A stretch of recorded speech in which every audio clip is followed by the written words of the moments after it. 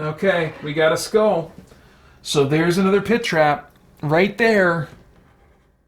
His turn is over, and he's going to be attacked at a disadvantage. That sucks. That sucks. Yeah, so that's the end of the elf's turn. Dwarf, get up there with your crossbow. Take this orc out. Defend your friend. 3 attack dice on the orc. 2 skulls. That could very well do it.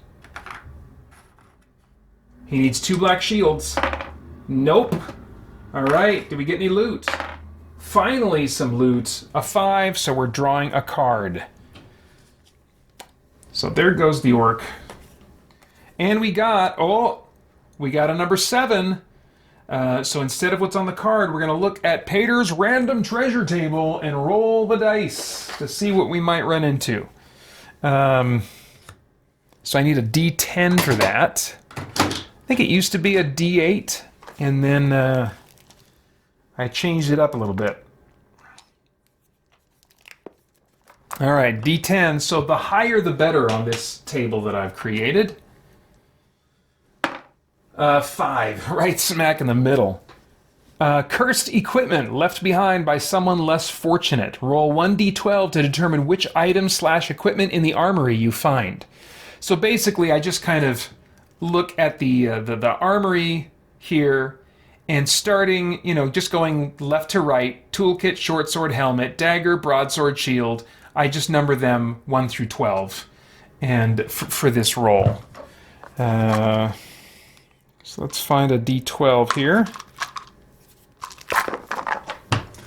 I like that some of these extra tables and rules and stuff involve rolling different polyhedrals. Helps bring a little bit more of that D&D flavor for me into this. What do we got? It is a cursed, 1, 2, 3, 4, 5, 6, 7, a cursed staff. So what does that mean? It's a normal staff, except the first hero to pick it up gains a curse token, which means that the hero that finds it. So that was the dwarf, we would say. So that means we need to put a curse token on him, and I need to explain the curse mechanic as I have determined it for this game. Oh, dwarf, he's cursed.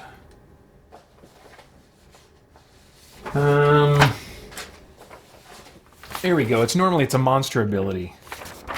Can you guess which monster? The mummy. All right. Curse. Targeted hero places a curse token on their character sheet. A hero with 1 or more curse tokens rolls 1 combat die for each curse token at the start of their turn. So again, like bleed, you got more than one of these, they can really add up. They may remove 1 curse token for each white shield rolled. So we definitely want to see a white shield. A hero with 1 or more curse tokens on their character sheet rolls 1 fewer combat... Oh, okay, no. It just... Extra curse tokens just makes it harder to get rid of the cursed status, but it doesn't make the cursed status worse. It is what it is. If you've got 1 or more curse tokens on the character on their character sheet, they roll 1 fewer combat die when attacking or defending. And the penalty remains -1 regardless of how many curse tokens a hero has.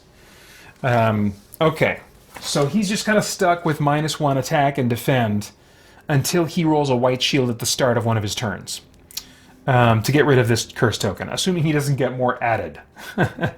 But I do want to make note, he did pick up a staff. That is going to be worth something to sell later on. Let me put this just in the center here. I've got a printout, because I long ago started running out of the tablet that had these character sheets on them.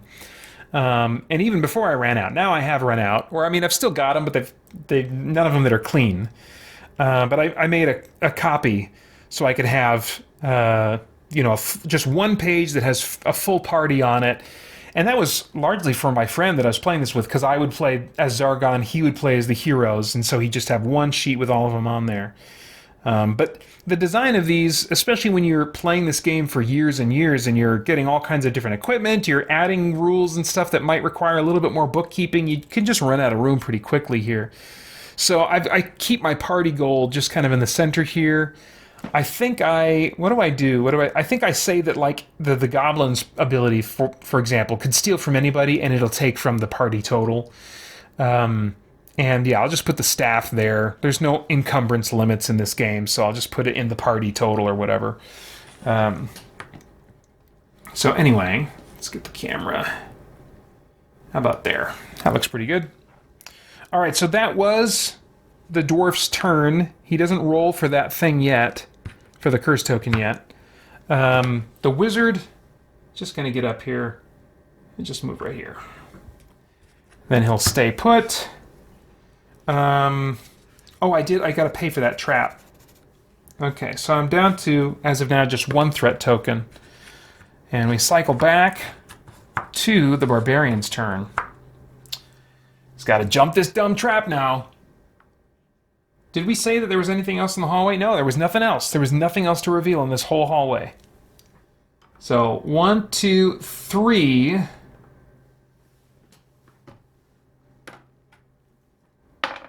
white shield, nice. 4, 5, 6. Very good. Okay. Elf will go... Oh, wait, that's the wizard. He just gets to get out now. 1, 2, 3, 4, 5, 6. Very nice.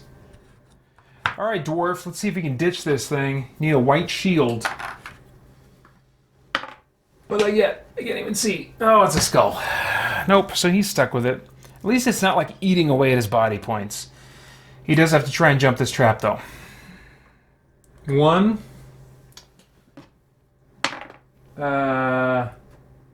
Just not a skull, right? Yeah, he got a black shield, so he's good. 2, 3, 4, 5, 6.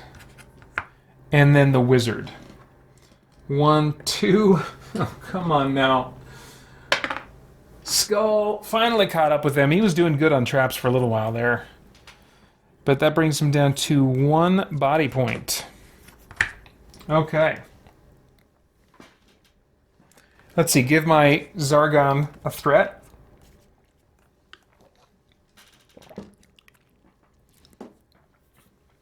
And yeah, we just reset. Okay, I'm gonna have to reposition some of my stuff here. Where can I put that? Okay. Come on, camera, this is tricky. Tricky stuff.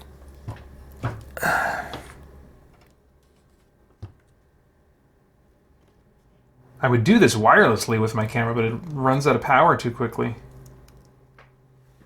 So, okay, I think that'll do for a little bit. So we're back to the barbarian's turn. He's going to go 1, 2, 3, 4, 5, 6. And there we do have a reveal of a goblin. And a little bit more, actually. So we got the goblin there. And we've got a door further down this way. No, you wouldn't see that yet, but you would see the other goblin, which will turn into a Goblin Archer. Way down at the end of the hall there.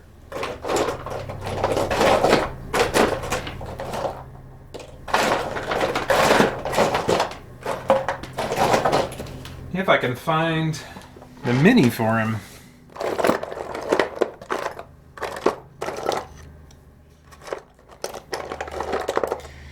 Well, I found a Skeleton Archer.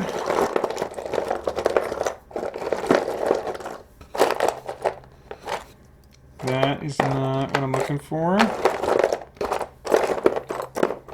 I should have had these ready to go, dang it. Oh, here we go, here we go.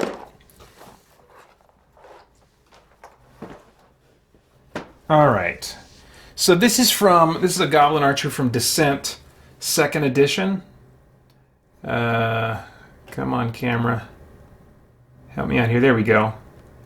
which, you know, the scale isn't quite right compared to the goblins in HeroQuest, but it's all right. And he is going to go down here. Yep.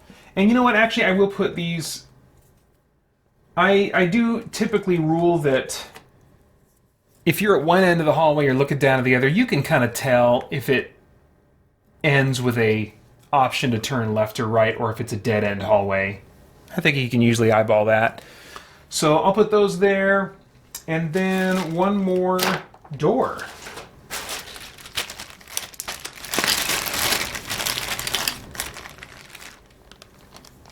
Ooh, door into the big room. I think that is going to do it. Let's, well, we'll get to the Goblin Archer stats when it becomes relevant. So that was the Barbarian just kind of revealing that room, but, and now that he's revealed it, let's go ahead and do that. Oh, no, I don't have enough threat to check for a trap springing. So, yeah, he'll stop there and he will make an attack. 5 combat dice. Expertly or angrily swinging that battle axe. Dang it, again, just 1 skull. That is really deflating, frankly. So the goblin gets 1 defend die and fails to defend. So there he goes. Let's see if he's got anything on him. Nope. So that's the end of the Barbarian's turn. Elf. All right, well, let's go 1, 2, 3, 4. And he's got a crossbow. So he's going to take a shot at that Goblin Archer, hopefully before the Archer can do the same. 2 skulls, and I think Goblin Archer just gets 1 defense, so that should be an auto kill. Let me confirm that. Yes, it is. But let's take a look at what he had going on for him, just to introduce you guys to my stats for the Goblin Archer. He has an attack of 1, a defend of 1, body 1, mind 1, move 10. Bow is automatic, which that just means he can attack, you know, anybody that he has line of sight to. And then sickly shot. I forgot that the Goblin Archer had that ability. Let's I think that's basically like a poison arrow.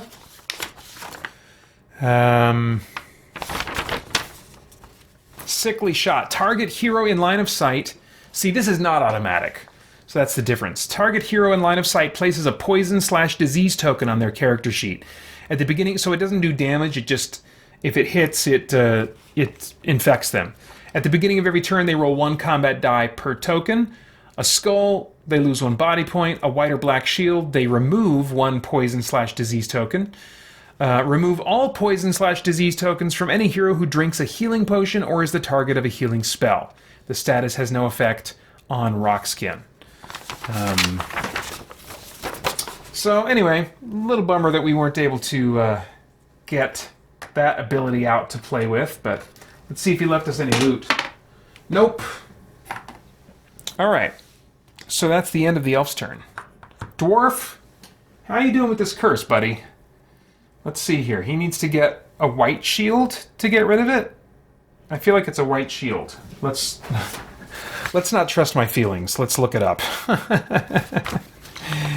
For those of you that are not as familiar with my content, one of my most pet peeve phrases or sentiments in fiction is to follow your heart, to trust your heart, because I'm pretty sure Hitler followed his heart. I'm pretty sure a lot of really bad people who've done some really bad things were just kind of following their heart. They're doing what felt right to them. So that is horrible advice, Hollywood. Don't trust your feelings. Obi-Wan doesn't know what he's talking about. Your feelings, they can lie to you. Targeted hero places a curse token, blah, blah, blah, blah, blah. Remove each curse. Okay, so it's a white shield. White shield. Come on now. No. He's still stuck with it, dang it. But he's going to move. 1, 2, 3, 4, 5, 6. And stop right there. Very sad. He's just moping around, feeling cursed, because he is. Wizard, come on now. 1, 2, 3. Actually, you know what? Let's roll. Let's get you caught up, if we can. So that's 2d6. Try not to trip on your robes. 6, 7, 8. Okay, all right. That's a little better. 1, 2, 3, 4, 5, 6, 7, 8. He sprints and catches up with the party. Definitely worth it. Okay, so Zargon's turn. Where'd my pencil go? Oh, there it is. Give myself a threat. And nothing else going on. So we cycle back to the heroes. Barbarian first. 1, 2, 3, 4, 5. Let's roll. I guess maybe I've got myself in the mood now to sprint a little bit. Okay, 7. So that's one better. 1, 2, 3, 4, 5, 6, 7. And let's open the door. Why not?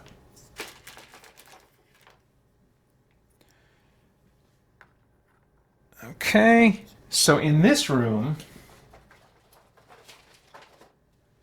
got a few things going on. We've got a torture rack. Always a good start. We've got a Fimmer. And one orc and one goblin. Now, let me see if I want to swap the orc and goblin. I think they're equivalent to something. Do I have? No, I've got something. No, I don't. Do I want to swap the Fimmer for anything? No. Yeah, I'm surprising myself a little bit. I kind of feel like, well, let's see. What do I need to make kobolds happen? I need 2 goblins to equal a kobold, or a group of kobolds.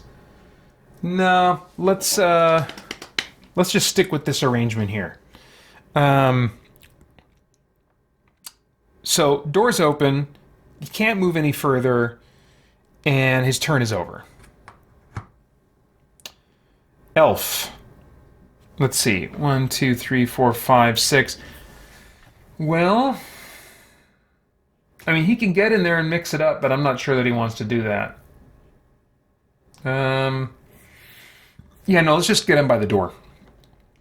1, 2, 3, 4, 5, and then we'll go 6 and land right here. Crossbow at the ready. Dwarf. Dwarf, this would be a great time to overcome this curse. I don't know. What are they doing at the start of this? Is he praying? I don't know. I haven't spent much time thinking about the lore of this world and kind of like what faith systems might be available, if it's a traditional polytheistic thing or if there's some kind of a monotheism. That's something to noodle on. So let's say he's praying, and monotheist. I'm going to say the dwarf is a monotheist in bucking tradition of D&D a bit. Not that dwarfs in D&D are. I mean, they would kind of call themselves, one god people, right? Tempest or something like that. Be like some kind of god of mining or weapons or blacksmithing or something like that. But I mean, they focus on the one god, but they believe in the existence of other gods, which is still polytheism, even if they kind of have their favorite god. All right, here we go. No, he rolled a skull. So that sucks. 1, 2, 3, 4. Crossbow at the ready for what it'll be worth. Man, this curse is really hanging on. I don't think I have another way to get rid of the curse. Maybe if there was like a blessing spell, but I don't have a cleric class. There's one that I was using that's like fan-made, but I'm not gonna dig that out. I like the core. I like this core group. If I were to swap out one hero for a less, for something else, it would be the elf. That I would maybe trade for I was gonna say a thief, but I guess the dwarf kind of plays the role of thief. Yeah, but maybe the dwarf, the elf is so close to a cleric anyway, like melee guy that has a little bit of spellcasting ability. It's just not necessarily a healing focus. I suppose I could call him a cleric and give him Well, yeah, I mean, he's got the earth spells, so he's got heal body, pass through rock, and rock skin. So defensive and healing 2 out of 3. You could already, with the way I play him, kind of think of him as a cleric. But no blessing spell. You're out of luck, dwarf. Here we go, wizard. 1, 2, 3, 4, 5, 6. All right. So now I got some stuff I can do as Zargon. Collect a threat, for starters.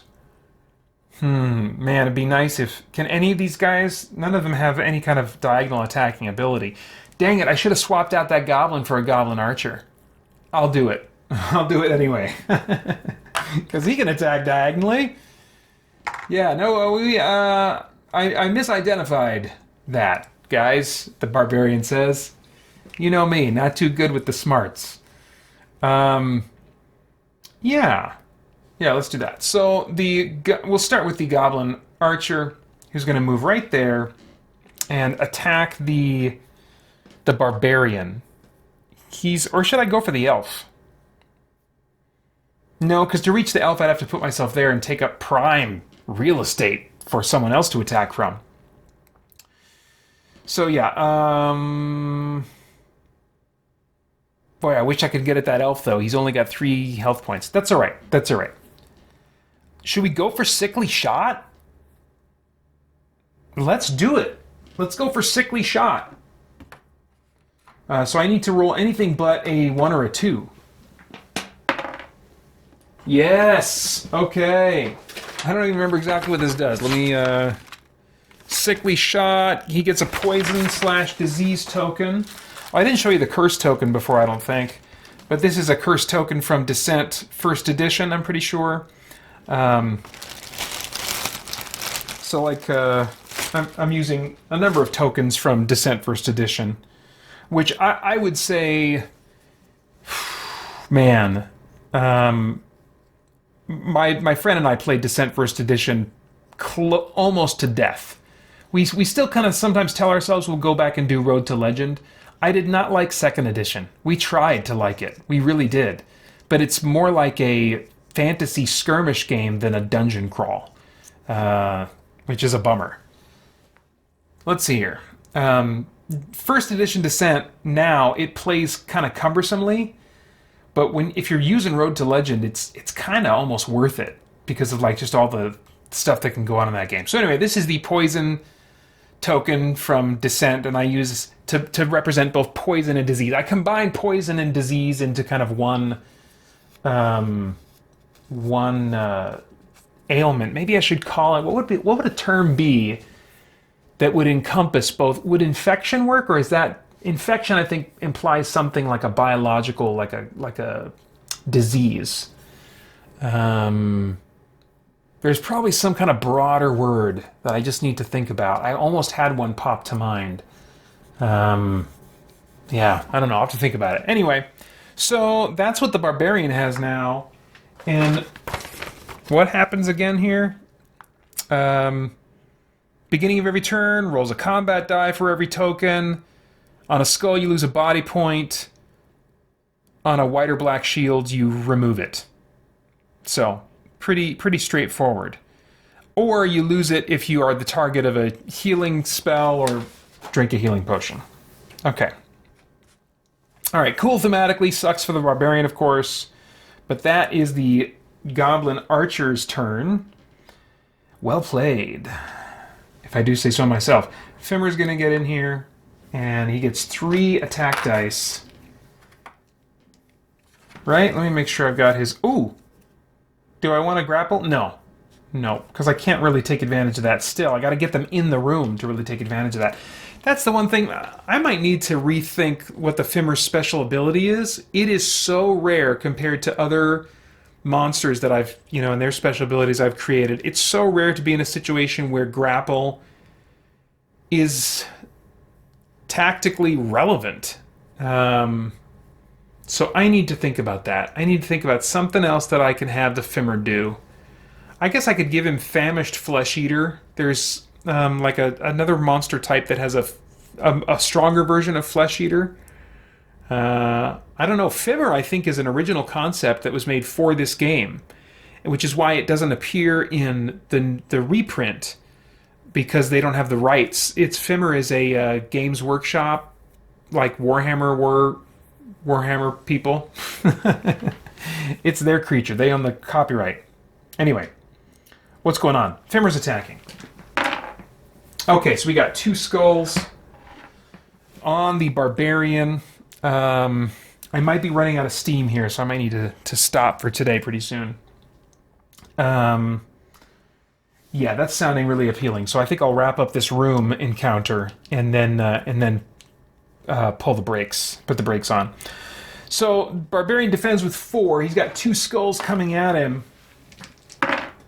and yes, wow, 2 white shields. Nicely done, Barbarian. Okay. The Orc really can't do much of anything, so he'll just stay put for now. And that's the end of the monster's turn. You know what?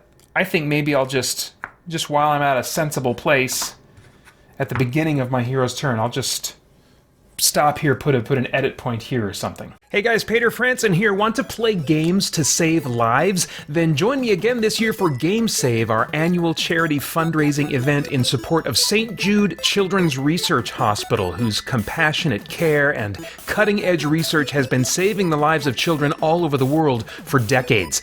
Joining the Game Save team only requires a willingness to ask friends and family to consider donating toward your fundraising efforts.